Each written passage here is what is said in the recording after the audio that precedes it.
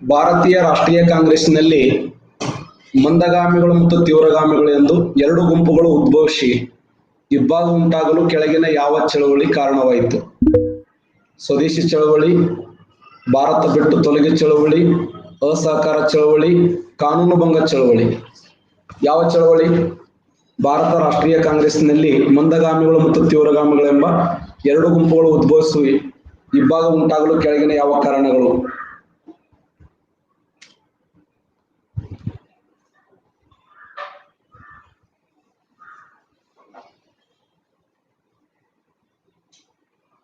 IAS ಕೇಳಿದಂತ ಪ್ರಶ್ನೆ. Very important question. ಮಂದಗಾಮಿಗಳು ಮತ್ತು ತೀವ್ರಗಾಮಿಗಳೆಂಬ ಎರಡು ಗುಂಪುಗಳು ಉದ್ಭವಿಸಿ ಇಬ್ಬಾಗ ಉಂಟಾಗಲು ಕೆಳಗಿನ ಯಾವ ಚಳವಳಿ?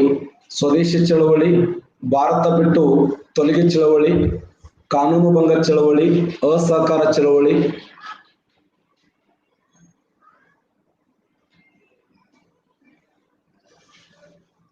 ಯಾವ ಚಳವಳಿ ಕಾರಣವಾಯಿತು? ಉತ್ತರ ಯಾವ್ದಂದ್ರ ಸ್ವದೇಶಿ ಚಳವಳಿ. ರೈಟ್ ಆನ್ಸರ್ ನೋಡಿ, ಸ್ವದೇಶಿ ಚಳವಳಿ. ರೈಟ್ ಆನ್ಸರ್ ಸ್ವದೇಶಿ ಚಳವಳಿ.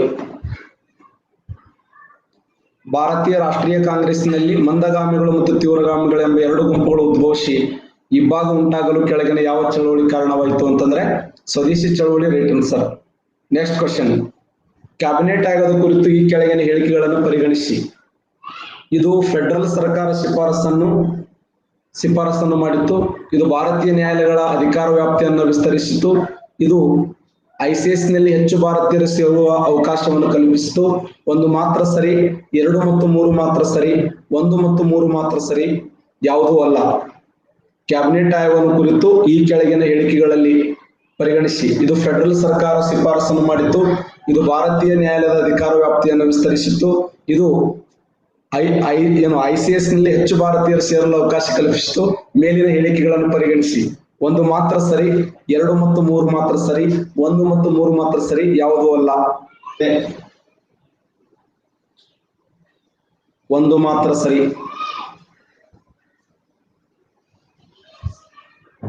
ಕ್ಯಾಬಿನೆಟ್ ಆಯೋಗವನ್ನು ಕುರಿತು ಈ ಕೆಳಗಿನ ಹೇಳಿಕೆಗಳನ್ನ ಪರಿಗಣಿಸಿ. ಇದು ಫೆಡರಲ್ ಸರ್ಕಾರದ ಶಿಫಾರಸುಗಳನ್ನ ಮಾಡಿತ್ತು. ಇದು ಭಾರತೀಯ ನ್ಯಾಯಾಲಯಗಳ ಅಧಿಕಾರ ವ್ಯಾಪ್ತಿಯನ್ನು ವಿಸ್ತರಿಸಿತ್ತು.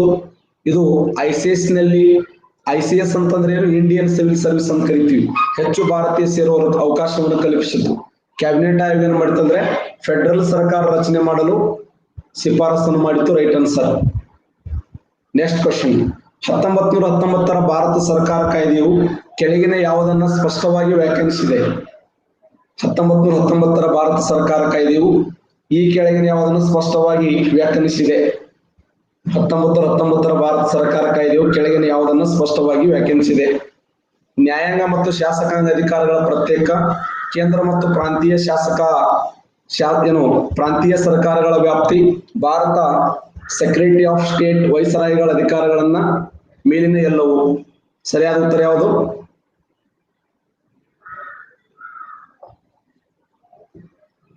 IAS 2015ರಲ್ಲಿ ಕೇಳಿದಂತ ಪ್ರಶ್ನೆ.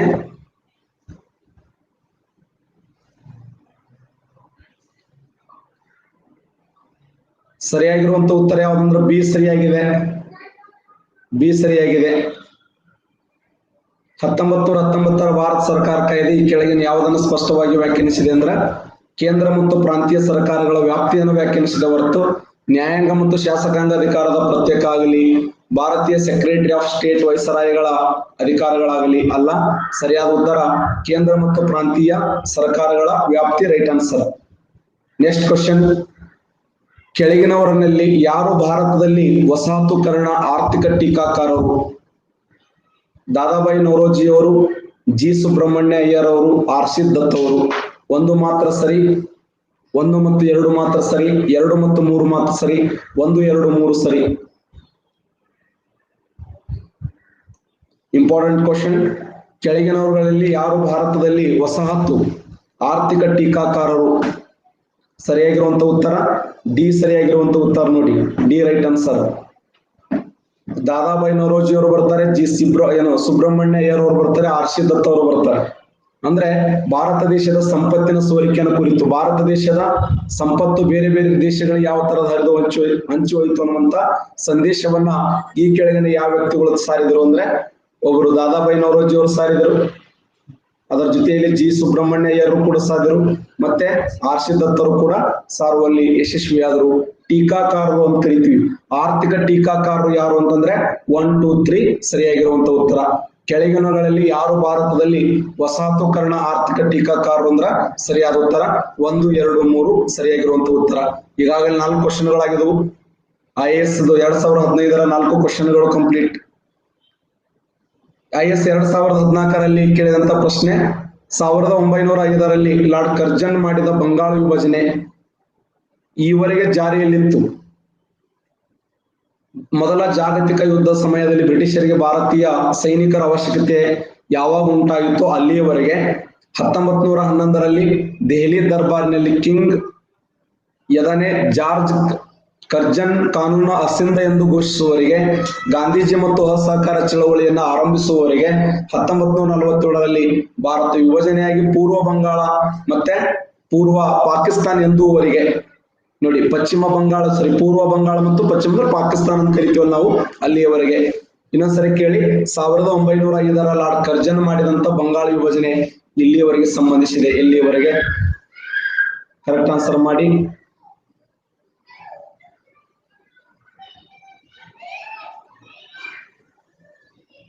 ಶವಾಶ್, 68% ಕರೆಕ್ಟ್ ಆನ್ಸರ್ ಮಾಡಿದ್ದೀರಿ. ಗುಡ್. ಸರಿಯಾದಂತ ಉತ್ತರ ಯಾವ್ದಂದ್ರ ಬಿ ರೈಟ್ ಆನ್ಸರ್. ಬಿ ಸರಿಯಾದ ಉತ್ತರ ಯಾವ್ದಂದ್ರ ಬಿ. 1905ರಲ್ಲಿ ಲಾರ್ಡ್ ಕರ್ಜನ್ ಮಾಡಿದ ಬಂಗಾಳ ವಿಭಜನೆ ಇಲ್ಲಿಯವರೆಗೆ ಜಾರಿಯಲ್ಲಿತ್ತು. ಎಲ್ಲಿಯವರೆಗೆ? 1911ರಲ್ಲಿ ದೆಹಲಿ ದರ್ಬಾರದಲ್ಲಿ ಕಿಂಗ್ ಯದನೆ ಜಾರ್ಜ್ ಕರ್ಜನ್ನ ಕಾನೂನುಗಳನ್ನು ಅಸಿಂಧ ಎಂದು ಘೋಷಿಸುವವರೆಗೆ. ಸರಿಯಾದ ಉತ್ತರ ಬಿ ರೈಟ್ ಆನ್ಸರ್. ಬಿ. ಭಾರತದ ಸ್ವತಂತ್ರ ಚಳವಳಿ ಇತಿಹಾಸದಲ್ಲಿ 1929ರ ಭಾರತ ರಾಷ್ಟ್ರೀಯ ಕಾಂಗ್ರೆಸ್ಸಿನ ಅಧಿವೇಶನ ಮಹತ್ವದಾಗಿರುವುದು ಏಕೆಂದರೆ ಸ್ವಸರ್ಕಾರದ ಗಳಿಕೆ ಕಾಂಗ್ರೆಸ್ಸಿನ ಗುರಿ ಎಂದು ಅಧಿವೇಶನದಲ್ಲಿ ಘೋಷಿಸಲಾಯಿತು. ಪೂರ್ಣ ಸ್ವರಾಜ್ಯ ಪಡೆಯುವುದು ಕಾಂಗ್ರೆಸ್ಸಿನ ಗುರಿ ಎಂದು ಅಧಿವೇಶನದಲ್ಲಿ ಅಂಗೀಕಾರವಾಯಿತು. ಅಧಿವೇಶನ ಅಸಹಕಾರ ಚಳವಳಿಯನ್ನ ಚಾಲನೆಗೊಳಿಸಲಾಯಿತು. ಲಂಡನ್ ನಡೆದಂತ ದುಂಡು ಮೇಜಿನ ಪರಿಷತ್ನಲ್ಲಿ ಭಾಗವಹಿಸಿ ನಿರ್ಣಯವನ್ನ ಅಧಿವೇಶನದಲ್ಲಿ ಕೈಗೊಳ್ಳಲಾಯಿತು. ವೆರಿ ಗುಡ್ ಕ್ವಶನ್ ಇದು, ಇಂಪಾರ್ಟೆಂಟ್. 1929 ರಾವಿ ನದಿಯ ದಂಡೆಯ ಮೇಲೆ ತ್ರಿವರ್ಣ ಧ್ವಜವನ್ನು ಹರಿಸಿ ಸನ್ಮಾನಿಸಿದ ಜವಾಹರ್ಲಾಲ್ ನೆಹರು ಅವರು ಡಿಸ್ಕವರಿ ಆಫ್ ಇಂಡಿಯಾ ಅನ್ನುವಂತ ಗ್ರಂಥವನ್ನು ಬರೆದದ್ದು ಹೆಮ್ಮೆಯ ಸಂಗತಿ. ಅವರ ಒಂದು ಕಾರ್ಯಕ್ರಮದ ಅಧ್ಯಕ್ಷರಾಗಿದ್ದರು. ಅವರ ನೇತೃತ್ವದಲ್ಲಿ ಆ ರಾವಿ ನದಿಯ ದಂಡೆಯ ಮೇಲೆ ಕಾಂಗ್ರೆಸ್ ಅಧಿವೇಶನ ಜರುಗುತ್ತದೆ. ಆ ಅಧಿವೇಶನದ ವಿಶೇಷ ಏನು ಅಂತ ಅರ್ಥ. ಸ್ವಸರ್ಕಾರ ಗಳಿಕೆಗೆ ಕಾಂಗ್ರೆಸ್ಸಿನ ಗುರಿ ಎಂದು ಅಧಿವೇಶನದಲ್ಲಿ ಘೋಷಿಸಲಾಯಿತು. ಪೂರ್ಣ ಸ್ವರಾಜ್ಯ ಪಡೆಯುವುದೇ ಕಾಂಗ್ರೆಸ್ಸಿನ ಗುರಿ ಎಂದು ಅಧಿವೇಶನದಲ್ಲಿ ಅಂಗೀಕಾರವಾಯಿತು. ಅಧಿವೇಶನದಲ್ಲಿ ಅಸಹಕಾರ ಚಳವಳಿಯನ್ನ ಚಾಲನೆಗೊಳಿಸಲಾಯಿತು. ಲಂಡನ್ ನಡೆಯಲಿದ್ದ ದುಂಡು ಮೇಜಿನ ಪರಿಷತ್ನಲ್ಲಿ ಭಾಗವಹಿಸುವ ನಿರ್ಣಯವನ್ನ ಅಧಿವೇಶನದಲ್ಲಿ ಕೈಗೊಳ್ಳಲಾಯಿತು. ಭಾರತ ಸ್ವತಂತ್ರ ಚಳವಳಿ. ಶಬಾಷ್, 85% ಕರೆಕ್ಟ್ ಆನ್ಸರ್. ಅಂದ್ರೆ ಇದು ರೈಟ್ ಆನ್ಸರ್ ನೋಡಿ. ಪೂರ್ಣ ಸ್ವರಾಜ್ಯ ಪಡೆಯುವುದನ್ನ ಕಾಂಗ್ರೆಸ್ಸಿನ ಗುರಿ ಎಂದು ಅಧಿವೇಶನದಲ್ಲಿ ಅಂಗೀಕಾರವಾಯಿತು ಅಂತ. ಭಾರತದ ಸ್ವತಂತ್ರ ಚಳವಳಿ ಇತಿಹಾಸದಲ್ಲಿ 1929ರ ಭಾರತ ರಾಷ್ಟ್ರೀಯ ಕಾಂಗ್ರೆಸ್ ಅಧಿವೇಶನ ಮಹತ್ವದಾಗಿದೆ ಏಕೆಂದರೆ ಪೂರ್ಣ ಸ್ವರಾಜ್ಯ ಪಡೆಯುವುದು ಕಾಂಗ್ರೆಸ್ಸಿನ ಗುರಿ ಎಂದು ಅಧಿವೇಶನದಲ್ಲಿ ಅಂಗೀಕರಿಸಲಾಯಿತು. ಇದೇ ಕ್ವಶನ್ ಆಗಿದೆ. ವೆರಿ ಇಂಪಾರ್ಟೆಂಟ್ ಕ್ವಶನ್ ಇದು. 1858ರ ರಾಣಿ ವಿಕ್ಟೋರಿಯಾ ಘೋಷಣೆಯು ಗುರಿ ಮತ್ತು ಗುರಿಗಳು ಏನಾಗಿತ್ತು ಅಥವಾ ಏನಾಗಿದ್ದವು? ಭಾರತ ಯಾವುದೇ ಪ್ರಾಂತ್ಯವನ್ನು ವಶಪಡಿಸಿಕೊಳ್ಳುವ ಉದ್ದೇಶದಿಂದ ಹಿಂದೆ ಸರಿಯುವುದು. ನಂಬರ್ 1 ಏನು ಅಂತಂದ್ರೆ, ಭಾರತ ಯಾವುದೇ ಪ್ರಾಂತ್ಯಗಳನ್ನ ವಶಪಡಿಸಿಕೊಳ್ಳುವ ಉದ್ದೇಶದಿಂದ ಹಿಂದೆ ಸರಿಯುವುದು. ಬ್ರಿಟಿಷ್ ಚಕ್ರಾಧಿಪತ್ಯ ಭಾರತ ಆಡಳಿತವನ್ನು ತರುವುದು. ಭಾರತದೊಂದಿಗಿನ ಈಸ್ಟ್ ಇಂಡಿಯಾ ಕಂಪನಿ ವ್ಯಾಪಾರ ವಹಿವಾಟವನ್ನು ನಿಯಂತ್ರಿಸುವುದು.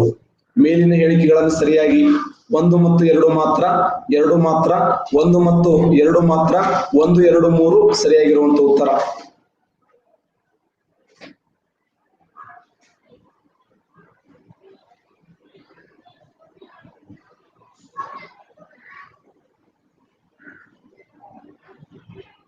ಸರಿಯಾಗಿರುವಂತ ಉತ್ತರ 1 ಮತ್ತು 2 ಮಾತ್ರ ಸರಿಯಾಗಿದೆ.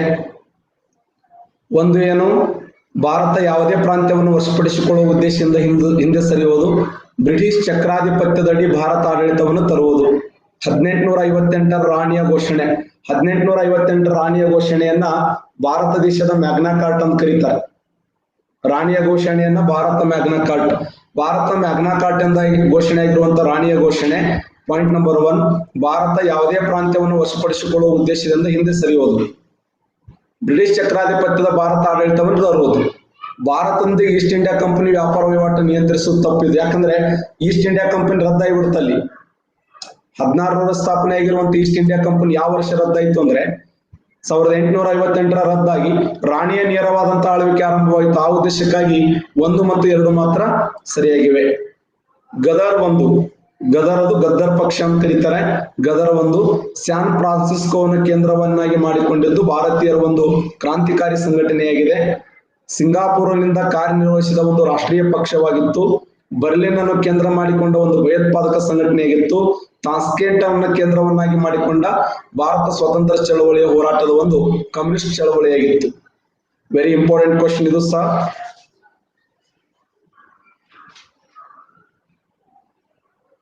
ಸರಿಯಾದ ಉತ್ತರ ಯಾವುದಂದ್ರೆ ಸ್ಯಾನ್ ಫ್ರಾನ್ಸಿಸ್ಕೋ. ಪೋಲ್ ಬರಲಿಲ್ಲ, ಬಂದಿತ್ತು ಪೋಲು. ಅಮೆರಿಕ ದೇಶದಲ್ಲಿ ಸ್ಯಾನ್ ಫ್ರಾನ್ಸಿಸ್ಕೋದಲ್ಲಿ ಸ್ಥಾಪನೆಯಾಗಿರುವಂತಹ ಇದೊಂದು ಕ್ರಾಂತಿಕಾರಿ ಸಂಘಟನೆ ಅಂತ ಕರಿತೀವಿ.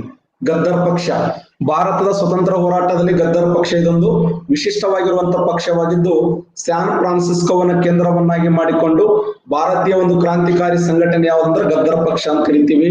2014 IS ಕೇಳಿದಂತ ಪ್ರಶ್ನೆ ಇದು ಸಹ.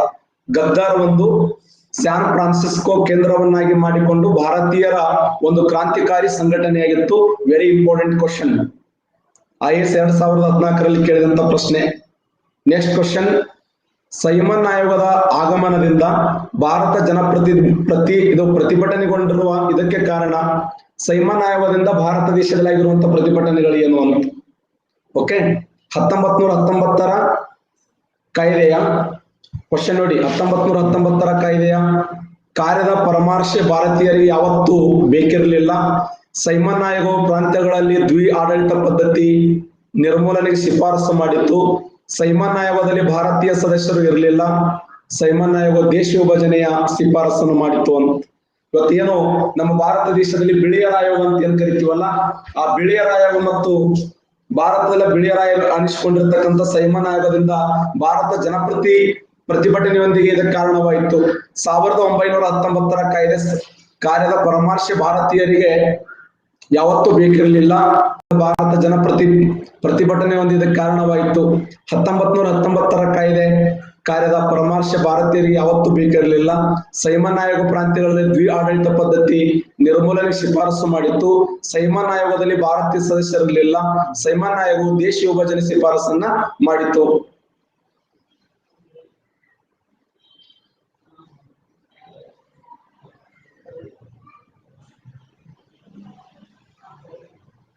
ಸರಿಯಾಗಿರುವಂತ ಉತ್ತರ ಯಾವುದಂದ್ರ ಸೈಮನ್ ಆಯೋಗದಲ್ಲಿ ಭಾರತೀಯರಿರಲಿಲ್ಲ ಅಂತ. ಇದನ್ನ ಏನ್ ಕರೀತಾರೆ ಅಂದ್ರೆ ಕೆಂಪು ಮೋತಿಗಳ ಸಮಿತಿ ಅಂತ ಕರೀತಾರೆ. ಕೇವಲ 7 ಜನ ಸದಸ್ಯರು ಬ್ರಿಟಿಷರಿಗೆ ಸಂಬಂಧಪಟ್ಟಂತ ಸದಸ್ಯರಾಗಿದ್ದರೆ ಹೊರತು ಭಾರತೀಯ ಸದಸ್ಯರಿರಲಿಲ್ಲ. ಆ ಉದ್ದೇಶಕ್ಕಾಗಿ ಸೈಮನ್ ಆಯೋಗವನ್ನು ವಿರೋಧಿಸಿ ದೇಶಾದ್ಯಂತ ಕಪ್ಪು ಬಟ್ಟೆಯನ್ನು ಧರಿಸಿಕೊಂಡು ಹೋರಾಟವನ್ನು ಮಾಡ್ತಾರೆ.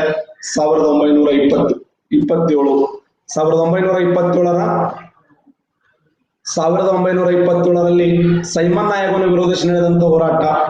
1927ರ ಸೈಮನ್ ಆಯೋಗವನ್ನು ವಿರೋಧಿಸಿ ನಡೆದಂತ ಹೋರಾಟ. ಯಾಕೆ ಹೋರಾಟ ಮಾಡಿದಾರೆ ಅಂದ್ರೆ ಅದರಲ್ಲಿ ಭಾರತೀಯ ಸದಸ್ಯರಿರಲಿಲ್ಲ ಅಂತ. ಆ ಭಾರತೀಯ ಸದಸ್ಯರು ಇರದೇ ಇರುವ ಸಲುವಾಗಿ ಈ ಹೋರಾಟ ಏನಾಯ್ತು ಅಂದ್ರೆ ಯಶಸ್ವಿಯನ್ನು ಕಂಡಿತ್ತು ಅಂತ. ನೆಕ್ಸ್ಟ್ ಕ್ವಶನ್, ಯಾವುದಕ್ಕೆ ಪ್ರತಿಯಾಗಿ ಭಾರತ ಬಿಟ್ಟು ಕ್ವಿಟ್ ಇಂಡಿಯಾ ಚಳವಳಿ ಆರಂಭವಾಯಿತು? ಕ್ಯಾಬಿನೆಟ್ ಮಿಷನ್ ಪ್ಲಾನ್, ಕ್ರಿಪ್ಸ್ ಮಷಿನ್ಗಳು, ಸೈಮನ್ ಆಯೋಗದ ವರದಿ, ವೆವೆಲ್ ಯೋಜನೆ. Very important. ಯಾವುದಕ್ಕೆ ಪ್ರತಿಯಾಗಿ ಭಾರತ ಬಿಟ್ಟು ತೊಲಗಿ ಚಳವಳಿ? ಕ್ಯಾಬಿನೆಟ್ ಮಿಷನ್ ಪ್ಲಾನ್ಗಳು, ಕ್ರಿಪ್ಸ್ ಪ್ರಸ್ತಾವನೆಗಳು, ಸೈಮನ್ ಆಯೋಗದ ವರದಿ, ವೆವೆಲ್ ಯೋಜನೆ ಅಂತ ಕರಿತೀವಿ. ಯಾವ್ದು ಕರೆಕ್ಟ್ ಆನ್ಸರ್ ಮಾಡಿ. ನೋಡ್ಬೋದು ಬರ್ತಾ ಇದ್ದಾನೆ. ಚಳವಳಿ ಆರಂಭವಾಯಿತು. ಕ್ಯಾಬಿನೆಟ್ ಪ್ಲಾನ್, ಕ್ರಿಪ್ಸ್ ಪ್ರಸ್ತಾವನೆಗಳು, ಸೈಮನ್ ಆಯೋಗದ ವರದಿ, ವ್ಯವಲ್ಯೂಷನ್. ಸರಿಯಾ? ರೈಟ್ ಆನ್ಸರ್ ಕ್ರಿಪ್ಸ್ ಪ್ರಸ್ತಾವನೆ ಅಂತ ಕರಿತೀವಿ.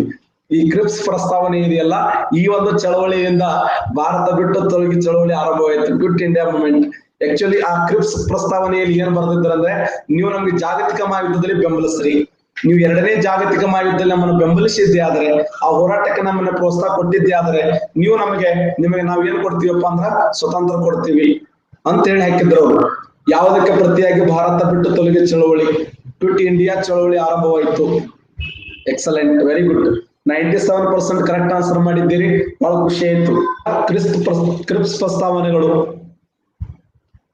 ಈ ಕ್ರಿಪ್ಸ್ ಪ್ರಸ್ತಾವನೆ ಇದೆಯಲ್ಲ, ಇದನ್ನು ಭಾರತ ಬಿಟ್ಟು ತೊಲಗಿ ಕ್ವಿಟ್ ಇಂಡಿಯಾ ಚಳವಳಿ ಆರಂಭವಾಗಿದ್ದು ಕ್ರಿಪ್ಸ್ ಪ್ರಸ್ತಾವನೆಗಳು ಅಂತ ಕರಿತೀವಿ. ಸರಿಯಾಗಿರುವಂತ ಉತ್ತರ ಯಾವುದಕ್ಕೆ ಪ್ರತಿಯಾಗಿ ಭಾರತ ಬಿಟ್ಟು ತೊಲಗಿ ಕ್ವಿಟ್ ಇಂಡಿಯಾ ಚಳವಳಿ ಆರಂಭವಾಯಿತು ಅಂದ್ರ ಕ್ರಿಪ್ಸ್ ಪ್ರಸ್ತಾವನೆ ಅಂತ ಕರಿತೀವಿ. ನೆಕ್ಸ್ಟ್ ಕ್ವಶನ್, ಅನಿ ಬೆಸೆಂಟರು ಹೋಮ್ ರೂಲ್ ಚಳವಳಿ ಆರಂಭದ ಕಾರಣೀಭೂತರಾದರು. ಥಿಯಾಸಾಫಿಕಲ್ ಸೊಸೈಟಿಯ ಸಂಸ್ಥಾಪಕರಾಗಿದ್ದರು.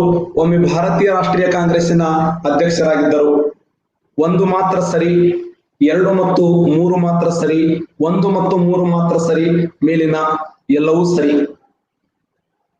ನಾನು ನಿಮ್ಗೆ ಸಾಕಷ್ಟು ಬಾರಿ ಇದ್ರ ಬಗ್ಗೆ ನಿಮ್ಗೆ ಮಾಹಿತಿ ಕೊಟ್ಟಿದ್ದೆ. ನಾನು ನಿಮ್ಗೆ ರಷ್ಯಾದ ಮೇಡಮ್ ಕರ್ನಲ್ ಅಲ್ಕಾಟ್ ಮತ್ತು ಅಮೆರಿಕದ ಮೇಡಮ್ ಬ್ಲಾವರ್ಸ್ಕಿ ಮತ್ತು ರಷ್ಯಾದ ಕರ್ನಲ್ ಅಲ್ಕಾಟ್ ಅನ್ನುವಂತ ಇಬ್ರು ಮಹಿಳೆಯರು ಆ ಥಿಯಾಸಾಫಿಕಲ್ ಸೊಸೈಟಿಯನ್ನು ಸ್ಥಾಪನೆ ಮಾಡಿದ್ರು. ಅವರು ಭಾರತ ದೇಶಕ್ಕೆ ಕೇವಲ ಒಬ್ಬರು ಸದಸ್ಯರಾಗಿ ಭಾರತ ದೇಶಕ್ಕೆ ಬಂದ್ರೆ ಹೊರತು ಅವ್ರದ್ದು ಯಾವುದೇ ನಿರ್ಣಯ ನಮ್ಮ ದೇಶದಲ್ಲಿ ಇರಲಿಲ್ಲ. ನೆನಪಿಡಿ, ಇದು ಬಹಳ ಇಂಪಾರ್ಟೆಂಟ್ ಆಗಿರುವಂತ ಪಾಯಿಂಟ್. ಮತ್ತೆ ರಾಂಗ್ ಮಾಡ್ತಾನೆ ಅಂತ ಗೊತ್ತಿತ್ತು ನನಗೆ. ಇದನ್ನ ಒಟ್ಟ ನೆನಪು ಬರಬಾರ್ದು ನೋಡಿ. ಇದು KS ಕ್ವಶನ್ ಆಗಿದೆ. ಏನು ಅಂದ್ರೆ, ಅನಿ ಬೆಸೆಂಟರು ಭಾರತ ದೇಶದಲ್ಲಿ ಹೋಮ್ ರೂಲ್ ಚಳವಳಿಯನ್ನು ಆರಂಭ ಮಾಡ್ತಾರೆ. ಓಕೆ, ಯಾಕಂದ್ರೆ ಬಾಲಗಂಗಾಧರ ತಿಲಕರು ಮಹಾರಾಷ್ಟ್ರದ ಪುಣೆಯಲ್ಲಿ, ಗಂಗಾಧರ ದೇಶಪಾಂಡೆ ಅವರು ಕರ್ನಾಟಕದ ಧಾರವಾಡದಲ್ಲಿ, ಅನಿ ಬೆಸೆಂಟ್ ಅವರು ಮದ್ರಾಸದ ಅಡಿಯಾರದಲ್ಲಿ, ಈ 3 ಜನ ಕೂಡ್ಕೊಂಡು ಹೋಮ್ ರೂಲ್ ಚಳವಳಿಯನ್ನ ಯಶಸ್ವಿಗೊಳಿಸ್ತಾರೆ. ಹೋಮ್ ರೂಲ್ ಚಳವಳಿಯ ಆರಂಭದ ಕಾರಣಕರ್ತರು ಅಂತ ಕರಿತೀವಿ. ಥಿಯಾಸಾಫಿಕಲ್ ಸೊಸೈಟಿಯ ಸ್ಥಾಪಕರು ಯಾರಂದ್ರೆ ಇವರಲ್ಲ. ಥಿಯಾಸಾಫಿಕಲ್ ಸೊಸೈಟಿಯನ್ನು ಸ್ಥಾಪನೆ ಮಾಡಿದವರು ಯಾರಂದ್ರೆ ಇಬ್ರು ಮಹಿಳೆಯರು. ಆ ಇಬ್ರು ಮಹಿಳೆಯರು ಅಮೆರಿಕ ದೇಶದ ಮೇಡಮ್ ಬ್ಲಾವರ್ಸ್ಕಿ, ರಷ್ಯಾ ದೇಶದ ಕರ್ನಲ್ ಅಲ್ಕಾಟ್ ಅನ್ನುವಂತ ಇಬ್ರು ಮಹಿಳೆಯರು ಆ ಒಂದು ಥಿಯಾಸಾಫಿಕಲ್ ಸೊಸೈಟಿಯನ್ನು ಸ್ಥಾಪನೆ ಮಾಡ್ತಾರೆ. ಆ ಉದ್ದೇಶಕ್ಕಾಗಿ ಸರಿಯಾಗಿರುವಂತ ಉತ್ತರ ಯಾವ್ದಂದ್ರ ಸಿ ಸರಿಯಾಗಿದೆ. 1 ಮತ್ತು 3 ಮಾತ್ರ ಸರಿಯಾಗಿದೆ. ಕೊನೆಯ ಪ್ರಶ್ನೆ, ಬಂಗಾಳದಲ್ಲಿ ತಿಬಾಗ್ ರೈತ ಚಳವಳಿ ಬೇಡಿಕೆ ಏನಾಗಿತ್ತು? ಜಮೀನ್ದಾರ ಬೆಳೆಯಲ್ಲಿ ಪಡೆಯುತ್ತಿದ್ದ 1/2 ಪಾಲನ್ನ 1/3ಕ್ಕೆ ಇಳಿಸಬೇಕು ಎನ್ನುವುದು, ಭೂಮಿಯ ಒಡೆತನವನ್ನ ವಾಸ್ತವದಲ್ಲಿ ಅದನ್ನ ಉಳಿಗೆಗೆ ಅಥವಾ ಉಳುವ ರೈತನಿಗೆ ನೀಡಬೇಕೆನ್ನುವುದು, ಜಮೀನ್ದಾರ ಪದ್ಧತಿ ಮತ್ತು ಜೀತದಾಳ ಪದ್ಧತಿಯನ್ನು ನಿರ್ಮೂಲನೆ ಮಾಡಬೇಕೆನ್ನುವುದು, ರೈತರ ಎಲ್ಲಾ ಸಾಲಗಳನ್ನ ಮನ್ನಾ ಮಾಡಬೇಕೆನ್ನುವುದು.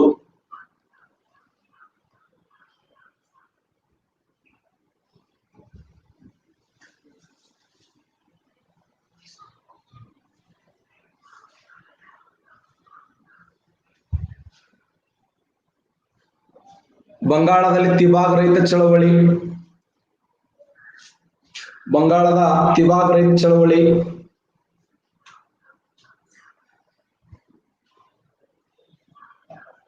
ಸರಿಯಾಗಿರುವಂತ ಉತ್ತರ ಯಾವ್ದಂದ್ರ ರೈಟ್ ಆನ್ಸರ್ ಎ ಸರಿಯಾಗಿರುವಂತ ಉತ್ತರ ನೋಡಿ. ಜಮೀನ್ದಾರು ಬೆಳೆಯಲ್ಲಿ ಪಡೆಯುತ್ತಿದ್ದಂತ 1/2 ಪಾಲನ್ನು ಸಂಪೂರ್ಣವಾಗಿ ನಿಷೇಧ ಮಾಡಿ 1/3ಕ್ಕೆ ಇಳಿಸಬೇಕು ಅಂತ.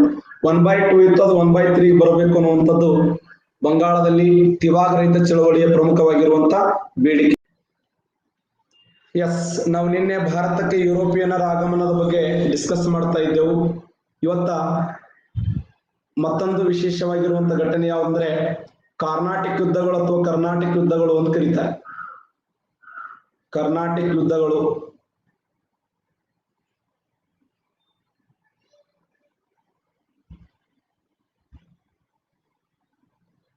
ಕರ್ನಾಟಕ ಯುದ್ಧಗಳಂದ್ರು ಒಂದೇ, ಆಂಗ್ಲೋ ಫ್ರೆಂಚ್ ಕದನಗಳಂದ್ರು ಒಂದೇ. ಆಂಗ್ಲೋ ಫ್ರೆಂಚ್ ಕದನಗಳು, ಆಂಗ್ಲೋ ಫ್ರೆಂಚ್ ಕದನಗಳು, ಆಂಗ್ಲೋ ಫ್ರೆಂಚ್ ಯುದ್ಧಗಳು ಅಥವಾ ಆಂಗ್ಲೋ ಫ್ರೆಂಚ್ ಕದನಗಳು ಅಥವಾ ಕಾರ್ನಾಟಿಕ್ ಯುದ್ಧಗಳು ಅಂತ ಕರೀತಾರೆ. ಬ್ರಿಟಿಷರು ಮತ್ತು ಫ್ರಾನ್ಸ್ ರಾಷ್ಟ್ರಗಳ ಮಧ್ಯದಲ್ಲಿ ಭಾರತ ದೇಶದಲ್ಲಿ ವಸಾಹತುಶಾಹಿಗಾಗಿ ನಡೆದಂತ ಹೋರಾಟ.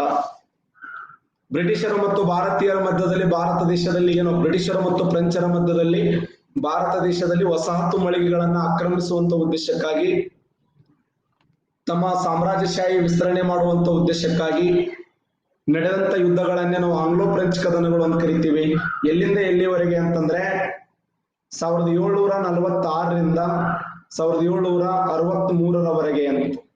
1746ರಿಂದ 1763ರವರೆಗೆ ಆಂಗ್ಲೋ ಫ್ರೆಂಚ್ ಕದನಗಳು ಅನ್ನೋದು, ಅಥವಾ ಇವುಗಳನ್ನ ಏನಂತ ಕರೀತಾರೆ ಅಂದ್ರೆ ಕಾರ್ನಾಟಿಕ್ ಯುದ್ಧಗಳು ಅಂತ ಕರೀತಾರೆ. ಕಾರ್ನಾಟಿಕ್ ಯುದ್ಧಗಳಂದ್ರು ಒಂದೇ, ಆಂಗ್ಲೋ ಫ್ರೆಂಚ್ ಕದನಗಳಂದ್ರು ಒಂದೇ. 1746ರಿಂದ 1763ರವರೆಗೆ 1746ರಿಂದ 1763ರವರೆಗೆ ಆಂಗ್ಲೋ ಫ್ರೆಂಚ್ ಕದನಗಳು ಅಥವಾ ಕಾರ್ನಾಟಿಕ್ ಯುದ್ಧಗಳು ಅಂತ ಕರೀತಾರೆ. ಈ ಕಾರ್ನಾಟಿಕ್ ಯುದ್ಧಗಳ ಉದ್ದೇಶ ಏನು ಅಂತಂದ್ರೆ, ಈ 3 ಯುದ್ಧಗಳು ನಡೆದಿವೆ.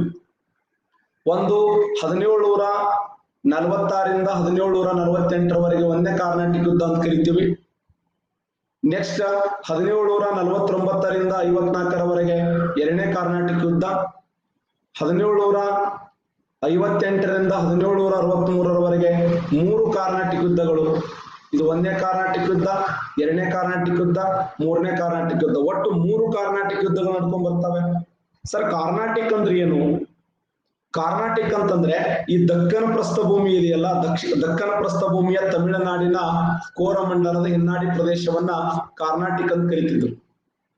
ಇದು ನೋಡಿ, ಇದೆಯಲ್ಲ ಈ ಪ್ರದೇಶ ಇದೆಯಲ್ಲ, ಈ ಪ್ರದೇಶಕ್ಕೆ ಏನಂತ ಕರೀತಾರೆ ಅಂದ್ರೆ ಕಾರ್ನಾಟಿಕ್ ಪ್ರದೇಶ ಅಂತ ಕರೀತಿದ್ರು. ಕಾರ್ನಾಟಿಕ್ ಪ್ರದೇಶ ಏನ್ ಹಿಂಗಂದ್ರೆ ದಕ್ಷಿಣ ಭಾರತದ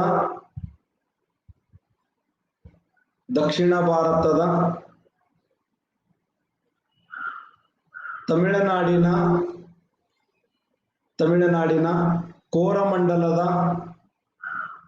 ಕೋರಮಂಡಲದ ಹಿನ್ನಾಡಿ ಪ್ರದೇಶವನ್ನ ದಕ್ಷಿಣ ಭಾರತದ ತಮಿಳುನಾಡಿನ ಕೋರಮಂಡಲದ ಹಿನ್ನಾಡಿ ಪ್ರದೇಶವನ್ನ ಕಾರ್ನಾಟಿಕ್ ಅಂತ ಕರೀತಿದ್ರು. ಕಾರ್ನಾಟಿಕ್ ನೋಡಿ, ಕಾರ್ನಾಟಿಕ್ ಅಂದ್ರೆ ಯಾವುದು? ದಕ್ಷಿಣ ಭಾರತ ಈ ಭಾಗ ಇದೆಯಲ್ಲ, ಈ ಭಾಗಕ್ಕೆ ದಕ್ಷಿಣ ಭಾರತದ ತಮಿಳುನಾಡಿನ ಕೋರಮಂಡಲದ ಹಿನ್ನಾಡಿ ಪ್ರದೇಶವನ್ನ ಕಾರ್ನಾಟಿಕ್ ಅಂತ ಕರೀತಿದ್ರು. ಈ ಕರ್ನಾಟಕ ರಾಜಧಾನಿ ಯಾವ್ದಾಗಿತ್ತಂದ್ರೆ ಅರ್ಕಾಟ್ ಆಗಿತ್ತು. ಕರ್ನಾಟಕ ರಾಜಧಾನಿ ಯಾವ್ದಂದ್ರೆ ಅರ್ಕಾಟ್. ಕರ್ನಾಟಕದ ರಾಜಧಾನಿ ಯಾವ್ದಾಗಿತ್ತು? ಅರ್ಕಾಟ್ ಆಗಿತ್ತು. ದಕ್ಷಿಣ ಭಾರತದ ತಮಿಳುನಾಡಿನ ಕೋರಮಂಡಲದ ಹಿನ್ನಾಡಿ ಪ್ರದೇಶವನ್ನ ಕಾರ್ನಾಟಿಕ್ ಅಂತ ಕರಿತಿದ್ರು. ಅದರ ರಾಜಧಾನಿ ಯಾವ್ದಾಗಿತ್ತು? ಅರ್ಕಾಟ್ ಆಗಿತ್ತು. ಆ ಅರ್ಕಾಟವನ್ನು ಯಾರು ಆಳ್ತಿದ್ರು ಅಂದ್ರೆ ದೋಸ್ತಲಿ ಆಳ್ತಿದ್ದ. ದೋಸ್ತಲಿ. ನೋಡಿ, ದಕ್ಷಿಣ ಭಾರತದ ಕೋರಮಂಡಲದ ಹಿನ್ನಾಡಿ ಪ್ರದೇಶವನ್ನ ಕಾರ್ನಾಟಿಕ್ ಅಂತ ಕರೀತಾರೆ. ಆ ಕರ್ನಾಟಕವನ್ನು ಯಾರು ಆಳ್ತಿದ್ರು ಅಂದ್ರೆ ದೋಸ್ತಲಿ ಆಳ್ವಿಕೆ ಮಾಡ್ತಿದ್ದ ಅಂತ. Dost Ali very important. ದೋಸ್ತಲಿ ಯಾರ ಅಧೀನದಲ್ಲಿ ಆಳ್ವಿಕೆ ಮಾಡ್ತಿದ್ದ ಅಂದ್ರೆ ಹೈದರಾಬಾದ್ ನಿಜಾಮನಾಗಿರುವಂತ ಆಶಫ್ ಜಾ. ಹೈದರಾಬಾದ್ ನಿಜಾಮನಾಗಿರುವಂತ ಆಶಫ್ ಜಾ. ಹೈದರಾಬಾದ್ ನಿಜಾಮನಾಗಿರುವಂತ ಆಶಫ್ ಜಾನನ ಅಧೀನದಲ್ಲಿ ಆಳ್ವಿಕೆಯನ್ನು ಮಾಡ್ತಿದ್ದ ಅಂತ. ಹೈದರಾಬಾದ್ ನಿಜಾಮನಾಗಿರುವಂತ ಆಶಫ್ ಜಾನ್ ಅಧೀನದಲ್ಲಿ ನೋಡಿ, ದಕ್ಷಿಣ ಭಾರತದ ತಮಿಳುನಾಡಿನ ಕೋರಮಂಡಲದ ಹಿನ್ನಾಡಿ ಪ್ರದೇಶವನ್ನ ಕಾರ್ನಾಟಿಕ್ ಅಂತ ಕರಿತಿದ್ರು. ಆ ಕರ್ನಾಟಕದ ರಾಜಧಾನಿ ಯಾವ್ದಾಗಿತ್ತು ಅಂದ್ರೆ ಅರ್ಕಾಟ್ ಆಗಿತ್ತು. ಅರ್ಕಾಟ್ ಅಂತ ಕರಿತಿದ್ರು. ಆ ಅರ್ಕಾಟವನ್ನು ಯಾರು ಆಳ್ವಿಕೆ ಮಾಡ್ತಿದ್ರು ಅಂದ್ರೆ ದೋಸ್ತಲಿ ಅವರು ಆಳ್ವಿಕೆ ಮಾಡ್ತಿದ್ರು. ಇದು ನೋಡಿ, ಈ ಭಾಗ ಇದೆಯಲ್ಲ, ಇದೆಲ್ಲ ಈ ಭಾಗ ಇಲ್ಲಿ ಬರ್ದಾರ ನೋಡಿ. ಕಾರ್ನಾಟಿಕ್ ಅನ್ನುವಂತ ಪ್ರದೇಶ ಇಲ್ಲಿ ಬರ್ದಾರಲ್ಲ, ಕಾರ್ನಾಟಿಕ್ ಅನ್ನುವಂತ ಪ್ರದೇಶ ಅಂತ ಕರಿತಿರೋದಕ್ಕೆ. ಆ ಸಮಯದಲ್ಲಿ ನಡೆದಂತ ಹೋರಾಟ ಇದೆ. ಸರಿ, ಏನ್ ಸಂಬಂಧ ಅದಕ್ಕೆ ಇದಕ್ಕ ಅಂತ? ಹೌದು, ಈ ಭಾಗದಲ್ಲಿ ನಡೆದಂತ ಹೋರಾಟಗಳನ್ನೇ ಕಾರ್ನಾಟಿಕ್. 3 ಕದನಗಳು ಇಲ್ಲೇ ನಡೀತವೆ. ಈ ಭಾಗದಲ್ಲಿ 3 ಕದನಗಳು. ಈ ಕರ್ನಾಟಕ ಏರಿಯಾದ ಸುತ್ತಮುತ್ತ ನಡೆದ ಸಲುವಾಗಿ ಇವುಗಳನ್ನ ಕಾರ್ನಾಟಿಕ್ ಯುದ್ಧಗಳು ಅಥವಾ ಆಂಗ್ಲೋ ಫ್ರೆಂಚ್ ಕದನಗಳು ಅಂತ ಕರೀತಾರೆ. ಆಂಗ್ಲೋ ಫ್ರೆಂಚ್ ಕದನಗಳಂದ್ರು ಒಂದೇ, ಕಾರ್ನಾಟಿಕ್ ಯುದ್ಧಗಳಂದ್ರು ಒಂದೇ. ಈ ಪ್ರದೇಶ ಇದೆಯಲ್ಲ, ಇದೆಲ್ಲ ಈ ಪ್ರದೇಶ ಇದು ನೋಡಿ, ಇದೆಲ್ಲ ಕರ್ನಾಟಕ ಪ್ರದೇಶನೇ. ಇದು ಈ ಭಾಗ ಇದೆಯಲ್ಲ, ಇದೆಲ್ಲ ಕರ್ನಾಟಕ ಪ್ರದೇಶಗಳನ್ನೇ. ಈ ಭಾಗ ಇದೆಯಲ್ಲ, ಇದೆಲ್ಲ ಇದೆಷ್ಟ ಕರ್ನಾಟಕ ಪ್ರದೇಶಗಳು ಅಂತ ಕರೀತಾರೆ ಇದಕ್ಕೆ.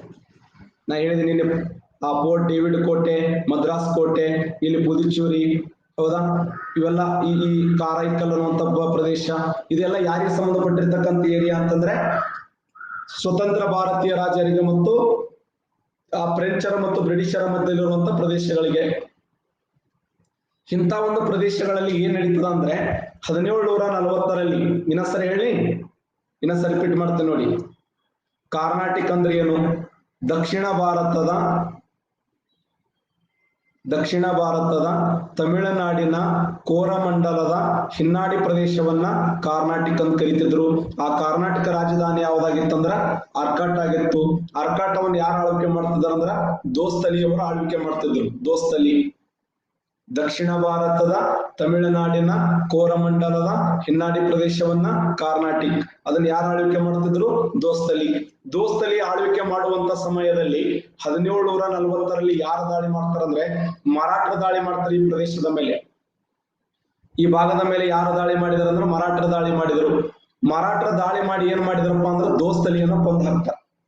ದೋಸ್ತಲಿಯನ್ನು ಕೊಂದು ಹಾಕಿ ದೋಸ್ತಲಿ ಅಳಿಯನಾಗಿರುವಂತ ಚಂದಾ ಸಾಹೇಬ್, ದೋಸ್ತಲಿ ಅಳಿಯನಾಗಿರುವಂತ ಚಂದಾ ಸಾಹೇಬ್ ಏನ್ ಮಾಡ್ತಾರೆ ಅಂದ್ರೆ ಚಂದಾ ಸಾಹೇಬನ ಬಂಧಿಸ್ತಾರೆ.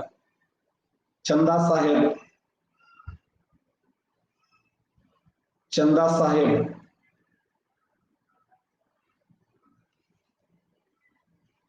ಚಂದಾ ಸಾಹೇಬನನ್ನು ಬಂಧಿಸಿದರು. ಚಂದಾ ಸಾಹೇಬ್ ಯಾರು? ದೋಸ್ತಲಿಯ ಅಳಿಯ.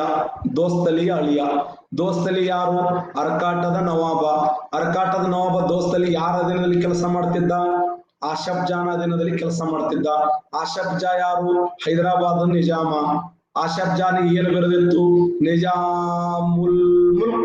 ಇವನು ಬರೆದಿದ್ದು ನಿಜಾಮ್ ಉಲ್ ಮುಲ್ಕ್.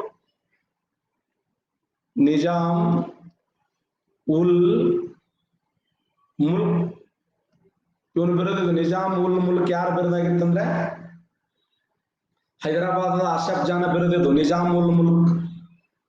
ಓಕೆನಾ? ಚಂದಾ ಸಾಹೇಬ ಎಲ್ಲಿ ಕೆಲಸ ಮಾಡ್ತಿದ್ದ ಅಂದ್ರೆ ಅರ್ಕಾಟವನ್ನು ಆಳ್ವಿಕೆ ಮಾಡ್ತಿದ್ದ.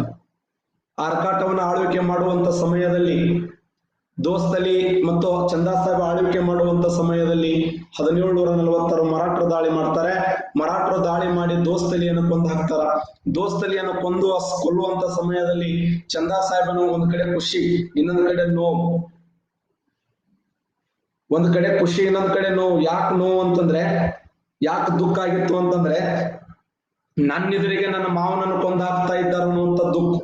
ಇನ್ನೊಂದ್ ಕಡೆ ಖುಷಿ ಯಾಕಂತಂದ್ರೆ, ಯಾಕೆ ಖುಷಿ ಪಡ್ತಾ ಇದ್ದ ಚಂದಾ ಸಾಹೇಬ್ ಅಂದ್ರೆ ಮಾವ ಸತ್ತ ಮೇಲೆ ಮಾವನ ಸಾಮ್ರಾಜ್ಯವನ್ನ ನಾನೇ ವಶಪಡಿಸಿಕೊಳ್ಳುತ್ತೇನೆ ಅಂತ.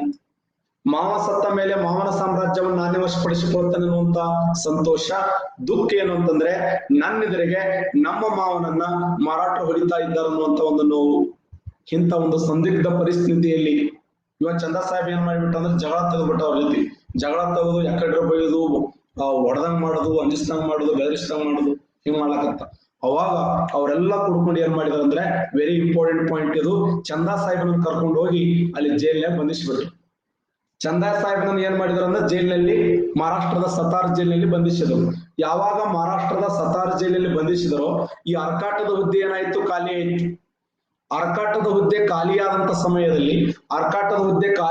ಸಮಯದಲ್ಲಿ ವೆರಿ ಇಂಪಾರ್ಟೆಂಟ್ ಇದು, ಅರ್ಕಾಟದ ಹುದ್ದೆ ಖಾಲಿಯಾದಂತ ಸಮಯದಲ್ಲಿ ಈ ಅರ್ಕಾಟದ ಹುದ್ದೆಯನ್ನ ನೇಮಕ ಮಾಡಿದಂತ ವ್ಯಕ್ತಿ ಯಾರಂತಂದ್ರೆ ಹೈದರಾಬಾದ್ ನಿಜಾಮ ಯಾರನ್ನ ನೇಮಕ ಮಾಡ್ತಾನಂದ್ರೆ ಅನ್ವರುದ್ದೀನ್ ನೇಮಕ ಮಾಡ್ತಾನೆ. ಅನ್ವರುದ್ದೀನ್ ಯಾರಾದ್ರೆ ಈಗ ಅರ್ಕಾಟದ ನವಾಬನಾಗಿ ನೇಮಕನಾದನು.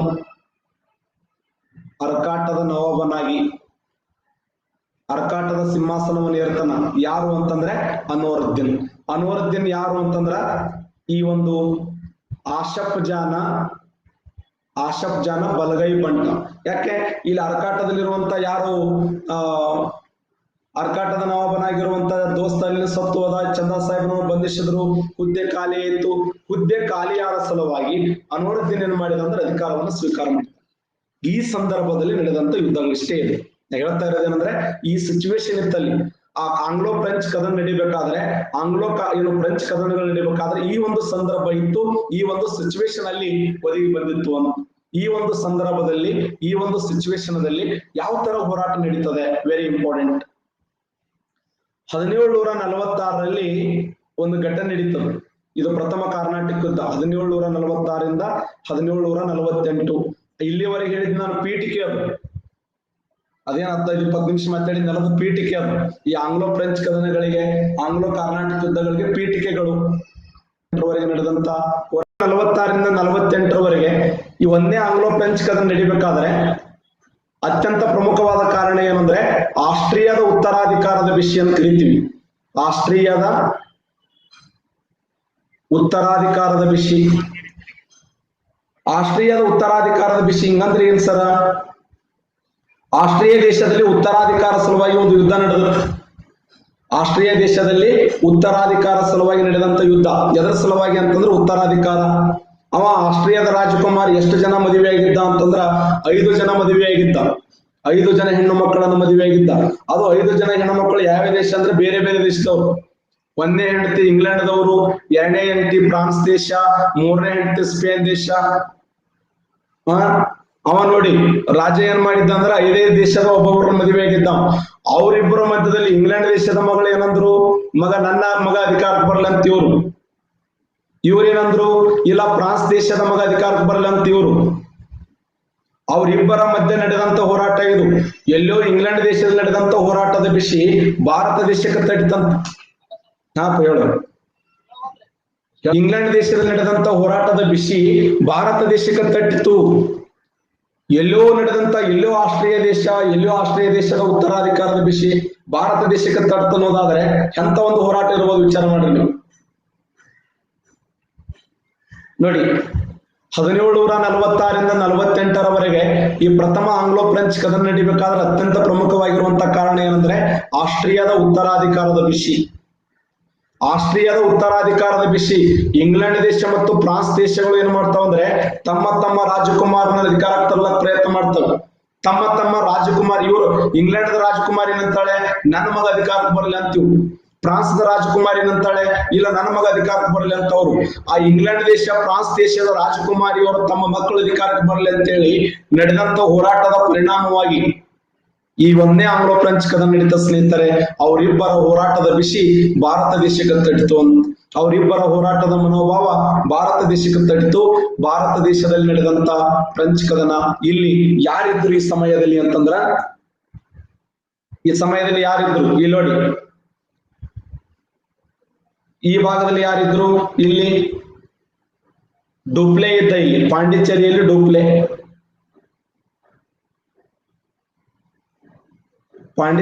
ಡೂಪ್ಲೆ ಇದ್ದ. ಮದ್ರಾಸ್ದಲ್ಲಿ ಯಾರಿದ್ರು? ಮದ್ರಾಸದಲ್ಲಿ ಬಾರ್ನೆಟ್ ಇದ್ದ. ಬಾರ್ನೆಟ್ ಯಾರು ಅಂತಂದ್ರ ಬ್ರಿಟಿಷ್ ಗವರ್ನರ್, ಡೂಪ್ಲೆ ಯಾರು ಅಂತಂದ್ರ ಫ್ರೆಂಚ್ ಗವರ್ನರ್. ನೋಡಿ, ಅವರಿಬ್ಬರ ಹೋರಾಟದ ಬಿಸಿ ಭಾರತ ದೇಶಕ್ಕೆ ತಟ್ಟಿತು. ಅವರಿಬ್ಬರ ಹೋರಾಟದ ಮನೋಭಾವ ಭಾರತ ದೇಶಕ್ಕೆ ತಡಿತು. ಬಾರ್ನೆಟ್ ಏನಂತಾನಂದ್ರೆ, ಡೂಪ್ಲೆಗ್ ಏನಂತಾನೆ ಬಾರ್ನೆಟ್, ಇವ್ರು ಸೊಕ್ಕ ಜಾಸ್ತಿ ಆಗ್ಯದಂತ ನಾವು ಬಾರ್ನೆಟ್. ಇವ್ರು ಸುಮ್ನೆ ಜಗಳ ತೆಗಿತಾರೆ, ನಮ್ ಜೊತೆ ಹೋರಾಟ ಮಾಡಕ್ ಬರ್ತಾರೆ, ನಾವು ಭಾರತ ದೇಶದಲ್ಲಿ ವ್ಯಾಪಾರ ಮಾಡಕ್ ಬಂದವರು, ನಮ್ಮನ್ನು ಇವರು ಅಪೋಸಿಟ್ ಕಟ್ಕೊಳಕ್ತಾ ಇದ್ದಾರೆ, ನಮ್ಮನ್ನು ಇವರು ವಿರೋಧ ಕಟ್ತಾ ಇದ್ದಾರೆ ಅಂತೇಳಿ ಬಾರ್ನೆಟ್ ಯಾರಿಗೆ ಧಮಕಿ ಹಾಕ್ತಾನಂದ್ರ ಡೂಪ್ಲೆನ್ ಧಮಕಿ ಹಾಕ್ತಾನೆ. ಡೂಪ್ಲೆನ್ ಬೆದರಿಸ್ತಾನೆ, ಡೂಪ್ಲೆನ್ ಬೈದಂಗ್ ಮಾಡ್ತಾನೆ, ಡೂಪ್ಲೆನ್ ಅನ್ಸಿಸ್ತಾನೆ ಇವನು. ಯಾರು ಡೂಪ್ಲೆನ್ ಅನ್ಸಿದ್ರು ನೋಡಿ, ಬಾರ್ನೆಟ್ ಅನ್ನುವಂತ ವ್ಯಕ್ತಿ ಡೂಪ್ಲೆನ್ಗೆ ಅನ್ಸಿಸ್ತಾನ. ಏನು, ನಿನ್ನನ್ನ ಭಾರತ ದೇಶ, ಅಲ್ಲಿ ಆಸ್ಟ್ರಿಯಾ ದೇಶದಲ್ಲಿ ಫ್ರೆಂಚರು ಮತ್ತು ಬ್ರಿಟಿಷರ ಮಧ್ಯೆ ನಡೆದಂತ ಹೋರಾಟದ ವಿಷಯ ಭಾರತ ದೇಶಕ್ಕೆ ತಡ್ತದ. ಬಾರ್ನೆಟ್ ಏನಂತಾನಂದ್ರೆ ಡೂಪ್ಲೆನ್ಗೆ, ಇವರು ಸೊಕ್ಕೆ ಜಾಸ್ತಿ ಆಗಿದೆ ಅಂತ, ಇವರು ಹೋರಾಟದ ಮನೋಭಾವ, ಇವರು ಸೊಕ್ಕೆ ಜಾಸ್ತಿ ಆಗಿದೆ ಅಂತ ಕೇಳ್ತಾನ.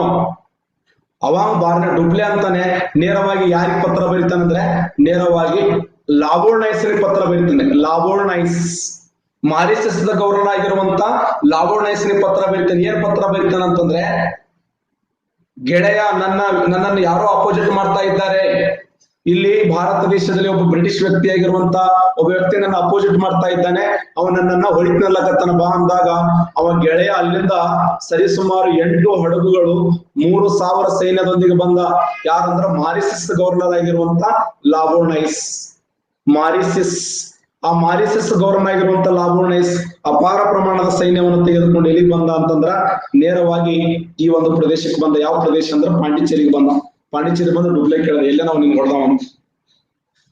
ನಿನ್ನ ಹೊಡೆದವ ಎಲ್ಲೇನ ಮಾತು ಕೇಳ್ತಾನ, ಎಲ್ಲೇನವ ನಿನ್ ಹೊಡೆದವ, ನಿನ್ನ ಬೈದವ ಎಲ್ಲ ಓ ಎಲ್ಲ ಇಬ್ರು ಕೂಡ ಏನ್ ಮಾಡಿದಾರೆ ಅಂದ್ರೆ ಲಾಬೋಣೈಸ್ ಮತ್ತು ಡೂಪ್ಲೆ ನೇರವಾಗಿ ಯಾರಿಗೆ ದಾಳಿ ಮಾಡಿದಾರೆ ಅಂದ್ರೆ ಹೋಗಿ ಅರ್ಕಾಟದ ಮೇಲೆ ದಾಳಿ ಮಾಡ್ತಾರೆ, ಮದ್ರಾಸ್ನ ಮೇಲೆ ದಾಳಿ ಮಾಡ್ತಾರೆ. ಮದ್ರಾಸ್ನಲ್ಲಿ ಇದ್ದಂತ ವ್ಯಕ್ತಿ ಯಾರಂದ್ರೆ ಬಾರ್ನೆಟ್. ಬಾರ್ನೆಟ್ ಏನ್ ಮಾಡ್ತಾನಂದ್ರೆ ಆ ಯುದ್ಧ ಭೂಮಿಯನ್ನು ಬಿಟ್ಟು ಓಡಕ್ ಶುರು ಮಾಡಿಬಿಡ್ತಾನೆ. ಬಾರ್ನೆಟ್ ಯುದ್ಧ ಭೂಮಿ ಬಿಟ್ಟು ಓಡದೆ ಅರ್ಥ ಆಗ್ತಾ ಇದೆಯಾ? ಬ್ರಿಟಿಷ್ ವ್ಯಕ್ತಿ, ಡೂಪ್ಲೆ ಯಾರು ಫ್ರೆಂಚ್ ವ್ಯಕ್ತಿ. ಇವರಿಬ್ರು ಯಾಕೆ ಹೊಡೆದಾಡ್ಲಕತ್ತಾರ, ಅಲ್ಲಿ ಅವ್ರಿಬ್ರು ಹೊಡೆದಾಡ್ಲಕತ್ತಾರ ಅಂತ ಹೇಳಿ ಯುರೋಪ ಖಂಡದಲ್ಲಿ ಆಸ್ಟ್ರಿಯಾ ದೇಶದ ಉತ್ತರಾಧಿಕಾರದ ಬಿಸಿ ಭಾರತ ದೇಶಕ್ಕೆ ತಡಿತು. ನೋಡಿ, ಪ್ರಥಮ ಆಂಗ್ಲೋ ಫ್ರೆಂಚ್ ಕದನ ಅಥವಾ ಪ್ರಥಮ ಕಾರ್ನಾಟಿಕ್ ಯುದ್ಧದ ಸನ್ನಿವೇಶ ಹೆಂಗ್ ಓದಿ ಬಂತು. ಪ್ರಥಮ ಆಂಗ್ಲೋ ಫ್ರೆಂಚ್ ಕದನ, ಪ್ರಥಮ ಕಾರ್ನಾಟಿಕ್ ಯುದ್ಧದ ಸನ್ನಿವೇಶ ಇದು. ನೋಡಿ ಯಾವ ತರ ಹೋರಾಟದ ಸನ್ನಿವೇಶ ಇದು. ಈ ಒಂದು ಹೋರಾಟದ ಸನ್ನಿವೇಶ ಕಾರ್ನಾಟಿಕ್ ವಾರ್ಸ್. ಲಾಬೋರ್ನೈಸ್ ಯಾರು ಪತ್ರ ಬರೆದ್ರು? ಡೂಪ್ಲೆ ಪತ್ರ ಬರೆದ. ಡೂಪ್ಲೆನ ಸ್ನೇಹಿತ ಯಾರು? ಲಾಬೋರ್ನೈಸ್. ಇವ ಯಾರು? ಬಾರ್ನೆಟ, ಬ್ರಿಟಿಷ್ ಅಧಿಕಾರಿ. ಇವ ಯಾರಿಗೆ ಧಮಕಿ ಹಾಕಿದ? ಲಾಬೋರ್ನೈಸ್ ಯಾರಿಗೆ? ಡೂಪ್ಲೆ ಧಮಕಿ ಹಾಕ್ತಾನೆ, ನಿಮ್ ಸೊಕ್ಕೆ ಜಾಸ್ತಿ ಆಗ್ಯದ ಫ್ರೆಂಚರದ್ದು, ನೀವು ಅನವಶ್ಯಕವಾಗಿ ಕಾಲ ತೂರಿ ಜಗಳಕ್ಕೆ ಬರ್ಲಾಕತ್ತೀರಿ, ನೀವು ವ್ಯಾಪಾರ ಮಾಡೋರಲ್ಲ, ಹಂಗ ಹಿಂಗ ತನ್ನ ಮನಸ್ಸಿಗೆ ಬಂದಂಗ ಬೈದ್ಬಿಟ್ಟೆ. ಯಾವಾಗ ತನ್ನ ಮನಸ್ಸಿಗೆ ಬಂದಂಗ ಬೈದ್ನ ಅವ್ರಿಗೆ ಅವ್ನು ಬಹಳ ಸಿಟ್ಟಿಗೆರ್ದ. ಯಾರು ಬಹಳ ಸಿಟ್ಟಿಗೆರಿದ್ರು? ಡೂಪ್ಲೆ.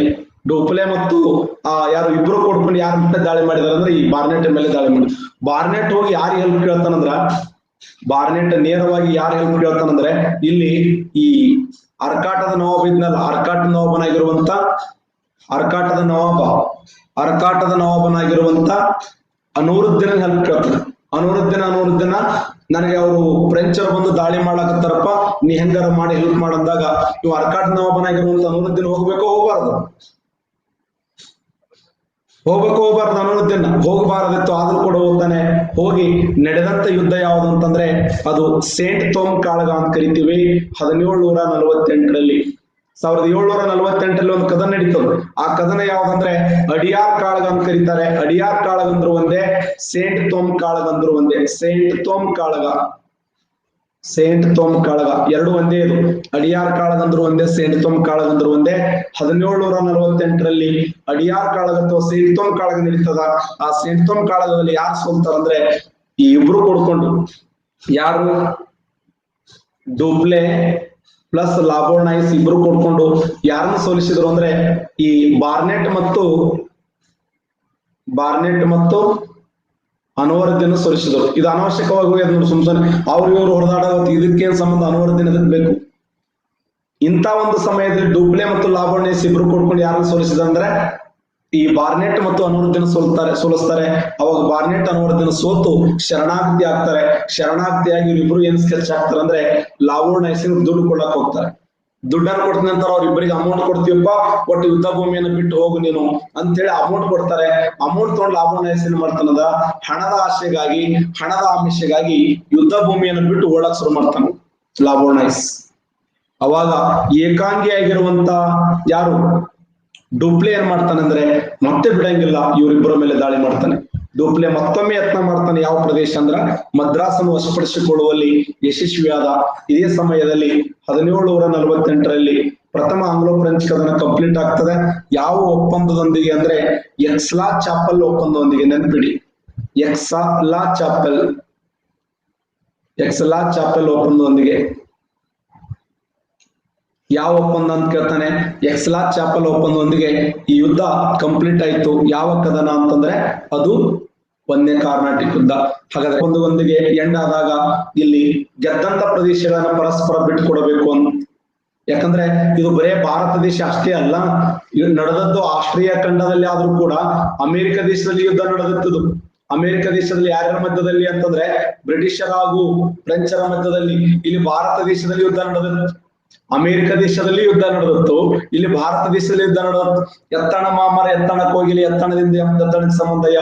ಆಸ್ಟ್ರಿಯಾ ದೇಶದ ಹೋರಾಟದ ಬಿಸಿ ನೇರವಾಗಿ ಅಮೆರಿಕ ದೇಶಕ್ಕೆ ತಟ್ಟಿತ್ತು, ಈ ಕಡೆ ಭಾರತ ದೇಶಕ್ಕೆ ತಟ್ಟಿತ್ತು. ಆ ಎರಡೂ ಭಾರತ ಮತ್ತು ಅಮೆರಿಕ ದೇಶಗಳ ಮಧ್ಯದಲ್ಲಿ ಆಸ್ಟ್ರಿಯಾ ಒಂದು ಮಧ್ಯ ಕೇಂದ್ರವಾಗಿತ್ತು ಸ್ನೇಹಿತರೆ. ಇಲ್ಲಿ ಯಾರು ವಿನ್ ಆಗಿದ್ರು ಅಂದ್ರೆ ಇಲ್ಲಿ ಇಂಗ್ಲಿಷರು ವಿನ್ ಆಗಿದ್ರು. ಇಲ್ಲಿ ಯಾರು ವಿನ್ ಆಗಿದ್ರು ಅಂದ್ರೆ ಪೋರ್ಚುಗಲ್ ಅವರು ವಿನ್ ಆಗಿದ್ರು, ಫ್ರೆಂಚರು ವಿನ್ ಆಗಿದ್ರು. ಫ್ರೆಂಚರು ತಾವು ಗೆದ್ದಂತ ಪ್ರದೇಶವಾಗಿರುವಂತ ಯಾವ ಪ್ರದೇಶವನ್ನು ಬಿಟ್ಟುಕೊಟ್ರು? ಫ್ರೆಂಚರು ಯಾವ ಪ್ರದೇಶವನ್ನು ಬಿಟ್ಟುಕೊಟ್ರು? ಗೆದ್ದಂತ ಮದ್ರಾಸ್ ಪ್ರದೇಶವನ್ನು ಬಿಟ್ಟುಕೊಟ್ರು ಅಂತ. ಮದ್ರಾಸ್ ಪ್ರದೇಶವನ್ನು ಬಿಟ್ಟುಕೊಟ್ರು. ಇಲ್ಲಿ ಇಂಗ್ಲಿಷರು ಯಾವ ಪ್ರದೇಶವನ್ನು ಬಿಟ್ಟುಕೊಟ್ರು ಅಂದ್ರೆ ಲಕ್ಸಂಬರ್ಗ್ ಅನ್ನುವಂತ ಪ್ರದೇಶವನ್ನು ಬಿಟ್ಟುಕೊಟ್ರು. Very important. ಓಕೆ, ಹೀಗೆ ಗೆದ್ದಂತ ಪ್ರದೇಶಗಳನ್ನ ಪರಸ್ಪರ ಬಿಟ್ಟು ಕೊಡುವುದರ ಮೂಲಕ ಹೋರಾಟ ಏನಾಯ್ತಂದ್ರೆ ಸಕ್ಸಸ್ ಆಯ್ತು. ಗೆದ್ದ ಬಂತ ಒಂದು ಕಡೆ ಯಾವುದು ಇಲ್ಲಿ ಮದ್ರಾಸ್ ಪ್ರದೇಶವನ್ನ ಫ್ರೆಂಚರು ಬ್ರಿಟಿಷರು ಬಿಟ್ಟುಕೊಟ್ರು. ಇಂಗ್ಲಿಷರು ತಾವು ಗೆದ್ದಂತ ಈ ಲಕ್ಸಂಬರ್ಗ್ ಅನ್ನುವಂತ ಪ್ರದೇಶವನ್ನು ಬಿಟ್ಟು ಇನ್ನೂ ಅನೇಕ ಸ್ಥಳಗಳನ್ನು ಗೆದ್ದಿದ್ರು. ಆ ಪ್ರದೇಶಗಳನ್ನ ಬಿಟ್ಟುಕೊಟ್ರು. ಒಟ್ಟಾರೆಯಾಗಿ ಒಂದೇ ಆಂಗ್ಲೋ ಫ್ರೆಂಚ್ ಕದನ ನೆನಪಿಡಬೇಕಾಗಿರುವಂತ ಅಂಶ ಏನು ಅಂದ್ರೆ ಇದು 1746ರಿಂದ 48ರವರೆಗೆ ನಡೀತು ಅಂತ ಒಂದು. ಎರಡನೇದ್ದು ಏನಪ್ಪಾ ಅಂದ್ರೆ ಕಾರಣ ಏನು ಅಂದ್ರೆ ಆಸ್ಟ್ರಿಯಾ ಉತ್ತರಾಧಿಕಾರದ ಬಿಸಿ 2. ಮೂರನೇದ್ದು ಏನ್ ನೆನ್ಪಿಡ್ಬೇಕಂದ್ರೆ ಇಲ್ಲಿ ಯಾವ ಯುದ್ಧ ನಡೀತು ಅಂದ್ರೆ ಸೇಂಟ್ ತೋಮ್ ಕಾಳಗ ನಡೀತು. ಸೇಂಟ್ ತೋಮ್ ಕಾಳಗ ಅಂದ್ರು ಒಂದೇ, ಅಡಿಯಾರ್ ಕಾಳಗ ಅಂದ್ರು ಒಂದೇ. ಇನ್ನು ಮೂರನೇದ್ದು ಏನಂತಂದ್ರೆ ಎಕ್ಸ್ಲಾ ಚಾಪೆಲ್ ಒಪ್ಪಂದ